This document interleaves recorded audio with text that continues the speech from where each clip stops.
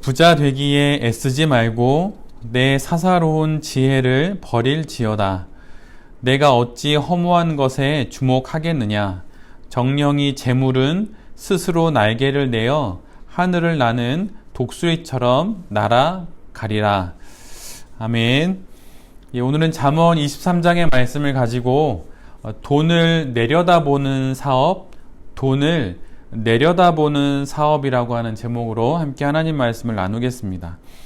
오늘 우리가 함께 보는 잠언 23장은 사실은 잠언 23장 1절부터 시작되는 말씀이 아니고 그 앞에 있는 22장 후반부터 이어지는 30개의 잠언이 기록되어 있는 본문입니다. 이 30개의 교훈들은 왕정시대에 왕궁을 섬기는 관리가 될 준비를 하는 젊은이들을 대상으로 하는 교훈들이에요.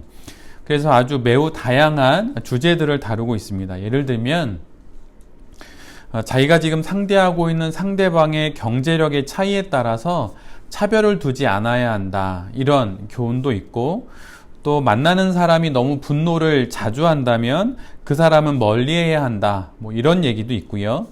또 만약 가장 최고의 자리에 있는 왕의 식탁에 초대되었을 때 그때 더더욱 예의를 지켜야 한다, 이런 얘기가 있습니다. 그리고 만약 미련한 자 앞에 서게 될 때에는 그에게 함부로 말을 하지 않을 것, 이런 것들을 기록하고 있어요. 그 중에서 오늘 본문은 특별히 재물, 즉 부에 대한 권면을 하고 있습니다. 오늘 본문을 제가 메시지로 읽어드리면 다음과 같이 이제 번역하고 있는데요. 부자가 되겠다고 자신을 혹사하지 마라. 자제하여라. 돈은 눈 깜짝할 사이에 사라지고 재산은 날개를 퍼덕여 저 멀리 황야로 달아나 버린다. 부에 대한 첫 번째 권면은 부를 목표로 삼지 말라는 것입니다. 왕궁은 그 나라의 모든 권력이 모여있는 곳이고 당연히 권력이 모여있다 보니 재물도 모여지게 되는 곳이죠. 그러기에 그곳에서 가장 조심해야 할 것 중에 하나가 바로 돈이라고 하는 거예요. 사업 역시 돈을 다루는 자리입니다. 그래서 돈이 아주 쉽게 사업의 목표가 될 수 있죠. 그러나 돈이 많은 사람, 재물이 많은 사람이 되는 것이 사업의 목적이 되어서는 안 된다고 말하고 있어요. 돈을 목표로 두는 순간 처음에는 내가 돈을 다루는 듯 하지만 결국에는 돈이 나를 다루게 됩니다. 돈은 늘 언제나 더 큰 가치에 의해서만 컨트롤 되는 거예요. 돈을 컨트롤할 만한 그 가치가 사업가에게는 반드시 있어야 합니다. 그렇지 않으면 돈이 사업을 좌지우지하고 또 그 돈이 사업가를 컨트롤하게 되기 때문이에요. 돈 되는 일이면 그 일을 다 하고 좀 더 많은 돈을 준다면 그곳으로 또 사업을 옮기게 되지요.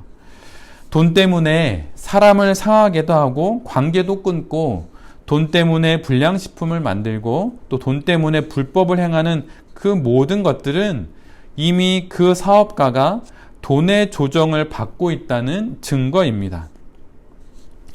이것에 자유로운 사람은 아무도 없어요. 그리고 장담할 수 있는 순간도 없습니다. 날마다 깨어서 돈을 다룰 수 있는 그 높은 가치가 사업가인 나의 손에 있는지를 늘 살펴봐야 하는 것이죠. 그래서 돈은 올려다 보는 것이 아니라 내려다 볼 수 있어야 해요. 또 그러기 위해서는 당연히 돈보다 높은 가치가 사업가인 나에게 있어야 하는 것이죠. 그래야 돈에 휘둘리지 않고 돈을 그 가치의 다림줄에 맞추어서 컨트롤할 수 있는 거예요. 그렇다면 성도에게 돈을 컨트롤할 수 있는 가치는 무엇일까요? 고린도전서 10장 31절로 33절에 이런 말씀이 있습니다. 그런즉 너희가 먹든지 마시든지 무엇을 하든지 다 하나님의 영광을 위하여 하라. 유대인에게나 헬라인에게나 하나님의 교회에나 거치는 자가 되지 말고 나와 같이 모든 일에 모든 사람을 기쁘게 하여 자신의 유익을 구하지 아니하고 많은 사람의 유익을 구하여 그들로 구원을 받게 하라. 하나님의 영광이 바로 돈을 다룰 수 있는 그 높은 가치가 됩니다. 사업에 있어서의 선택과 결정이 하나님의 영광을 위한 것인지 그래서 날마다 따져봐야 하는 것이죠. 아무리 옳은 일을 한다 하더라도, 아무리 대단한 일을 한다 하더라도 그것이 하나님의 영광의 가치의 다림줄에 맞지 않으면 그 모든 것들은 아무런 의미가 없어요. 그리고 돈을 버는 결국이 많은 사람을 구원으로 인도하는 일이 되는지 아닌지가 또한 그 가치가 됩니다.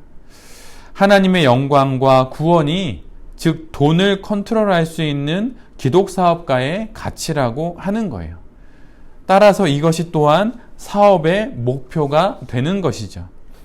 이 목표가 내 사업의 가장 윗자리에 있을 때 우리는 사업을 돈이 아니라 이 가치에 따라서 경영할 수 있게 되는 것이죠. 부에 대한 두 번째 권면은 부를 위해서 자신을 혹사하지 말라는 것입니다.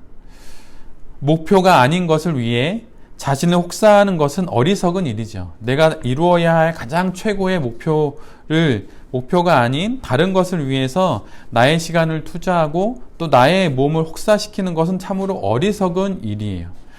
건강을 해치면서까지 일을 하는 것은 결코 옳은 일이 아닙니다. 자기 존재를 돌아볼 시간 없이 일하는 것은 허무한 허공을 향한 주먹질에 지나지 않아요. 사업이 부라는 목표를 향해 앞으로만 열려 있으면 워크홀릭이 되기는 아주 쉽습니다. 불길의 의지로 목표를 성취하는 것이 미덕이 되어버린 이 세상에서 워크홀릭은 대단한 가치처럼 옳은 것처럼 보여져요. 워크홀릭이 대단히 좋은 미덕처럼 여겨지죠. 그러나 존재를 돌아볼 시간도 없이 자신을 혹사시키는 것은 결국 모든 면에 있어서 사업의 생산성도 떨어뜨리고 사업가의 소진을 불러오게 됩니다. 한 해를 마무리하고 또 새해를 맞이하는 요즘 지금 내가 하고 있는 일을 통해서 나는 소진되고 있는지 아니면 다시 소생되고 있는지 뒤돌아볼 필요가 있어요. 만약에 나를 너무 혹사시키고 있다면 그러면 잠시 멈춰서 나의 삶을 뒤돌아봐야 합니다. 내가 경영하고 있는 그 사업을 돌아봐야만 해요. 부에 대한 세 번째 권면은 두 번째 권면과 맥을 같이 하는 내용으로 자제하라는 것을 말하고 있어요. 성령의 9가지 열매 중에 가장 마지막 열매는 절제입니다. 사랑으로부터 시작되는 성령의 열매들은 절제에 의해서 그 매듭이 묶여지지요. 마치 성령의 열매가 담긴 주머니가 있다면 그것들이 밖으로 쏟아지지 않도록 묶는 끈이 바로 절제입니다. 아무리 좋은 것들이 담겨 있다고 해도 묶여지지 않으면 모든 것은 땅에 쏟아져서 쓸모없게 됩니다. 절제를 포함한 성령의 9가지 열매들은 모두 너무나도 좋은 거예요. 사랑, 희락, 화평, 오래 참음, 자비와 양선, 충성과 온유, 절제. 어느 것 하나 나쁜 것이 없습니다. 그러나 이 좋은 성령의 열매들이 나빠질 때가 있는데 그때는 그것들이 절제되지 않을 때예요.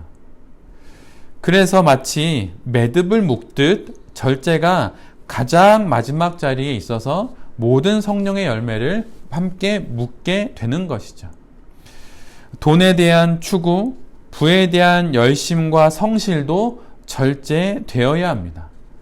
건강을 돌아보지 못할 정도로 과하게 일을 하거나 때로는 이와 반대로 너무 건강을 염려하여서 해야 할 일을 못하는 경우가 분별되어야 합니다. 그리고 그 분별은 절제 속에서 이루어지게 되는 것이죠. 지금 시대는 조금 더 모어를 외치고 지금 당장 시작하라는 등의 슬로건이 오랜 동안 대단한 영향을 주어왔던 시대예요. 더 빨리, 더 많이, 더 효율적으로. 그래서 전진하지 않으면 망한다는 생각이 두려움이 되어버린 사회입니다. 나만 모르는 어떤 기회가 혹시 지금 어디에 숨어 있는 것은 아닌지, 혹시 지금 내 옆에 다가온 절호의 기회를 나만 놓치고 있는 것은 아닌가 하는 이런 불안이 결국은 끝없는 소진과 또 불안, 성취에 대한 불만족을 낳고 결국 번아웃을 만들어내는 것이죠. 그러기에 이렇게 말할 수 있는 능력이 우리 모두에게 있어야 합니다. 이제 그만 여기까지야 라고 말하고 스스로 멈출 줄 아는, 절제할 줄 아는 능력을 가져야 하는 것이죠. 사도 바울은 복음을 위해서 아시아로 달려가고 싶었어요. 그러나 하나님께서 그 길을 막아 서십니다. 예전에 바울이었다면 불굴의 의지로 아시아를 향해서 갔겠지요. 그러나 그는 하나님께서 여기까지다 라고 말씀하실 때 거기서 멈췄습니다. 예수님도 겟세마네 동산에서 십자가의 그 고통의 잔을 피하고 싶다고 하나님 앞에 눈물로 기도했지만 결국 하나님의 뜻 앞에서 그 간구를 거두어 들이시죠. 그만이라고 말할 수 있는 능력은 이 시대에 그 어떤 능력보다도 더더욱 사업가에게 필요한 자질입니다. 이제 그만, 여기까지야, 그만 멈추자 라고 스스로 말할 수 있는 그 절제의 능력들이 우리 모든 베레베 가족들에게 있기를 간절히 빕니다. 마지막으로 네 번째, 부에 대한 권면은 돈의 휘발성과 돈의 그 유한한 한계를 알라고 하는 거예요. 마태복음 6장 19절로 20절에 이런 말씀이 있습니다. 너희를 위하여 보물을 땅에 쌓아두지 말라. 거기는 좀과 동록이 해하며 도둑이 구멍을 뚫고 도둑질 하느니라. 오직 너희를 위하여 보물을 하늘에 쌓아두라. 거기는 좀이나 동록이 해하지 못하며 도둑이 구멍을 뚫지도 못하고 도둑질도 못하느니라. 땅의 재물로 대변되는 돈은 언제 어떻게 사라질지 모르는 일이에요. 도둑이 구멍을 뚫고 도둑질을 할지 모릅니다. 이런 비유로 우리에게 말씀해 주시는 거죠. 좀이 먹고 녹이 슬 수 있는 거예요. 그리고 그 무엇보다 돈은 이렇게 사라질 수 있지만, 또 그럴 수 있겠다라고 또 말할 수도 있지만, 그 무엇보다 이 땅에서의 우리의 인생이 이 돈처럼 약해지고 있고 또한 녹슬고 있어요. 돈뿐만 아니라 우리의 인생도 쇠잔해지고 있습니다. 나이를 먹고 몸이 병들어 가는 것이죠. 돈뿐만 아니라 우리의 인생도, 그리고 이 땅 위의 모든 것들이 이렇게 모두 다 유한하고 모두 다 이렇게 날아가 버립니다. 그런데 이 날아가 버릴 돈과 땅 위의 것들에 마음을 두고 산다면 이 얼마나 허무한 일일까요? 앞에서 읽어드린 마태복음 6장 19절로 20절 말씀에 이어서 21절은 이렇게 말씀을 기록하고 있어요. 내 보물 있는 그곳에는 내 마음도 있느니라. 날아가 버릴 돈, 한 줌의 흙이 되어 버릴 이 땅 위의 인생에 우리의 마음을 두고 사는 것은 그것이 우리의 보물이라는 반증이지요. 이 모든 것에서 마음을 돌려서 우리의 마음을 하늘에 두어야 합니다. 우리 마음을 하늘에 두고 하늘에 쌓을 보물들을 갖기 위한 수단으로 사업을 경영해 나가야 하는 것이죠. 우리의 의로움을 위해서 우리가 이 땅에서 사업하는 것이 결코 아니에요. 하나님 나라, 우리가 가게 될 그 하늘나라에 내가 쌓을 만한 그 보물들을 바라보고 사업을 하는 것이죠.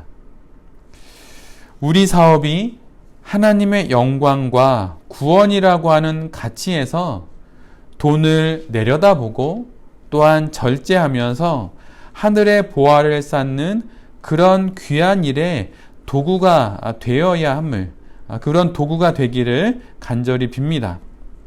그래서 사업으로 인해서 너무 많은 것을 소진하지도 않고 또 사업을 내 인생의 가장 중요한 가치에 두지도 않으면서 돈을 하늘에서 내려다보듯이 또 돈을 하나님의 관점으로 내려다보듯이 그렇게 내려다봄으로 절제할 때 절제하고 또한 멈춰야 할 때 멈추면서 이 땅에 사라질 보물이 아니라 하늘에 쌓을 그 보물을 위해서 사업을 도구로 잘 사용하는 그런 베레베의 모든 대표님들이 되시기를 빕니다. 그래서 하나님께서 너희들의 보물이 어디 있느냐라고 물어보실 때 이 땅에서 그럴듯하게 더 멋있는 모습으로 갖춰진 그 사업체가 아니라 저 하늘나라에 하나님 나라에 있는 그 보물들을 가리키며 하나님 제 사업의 결과물이 저 하늘에 있습니다 라고 말씀할 수 있는 그런 우리 모든 베레베 대표님들이 되시기를 간절히 빕니다. 그 마음으로 또 이 한 주도 또 이 연말도 잘 사업해 나가시는 우리 모두가 될 수 있기를 기도드립니다. 아멘.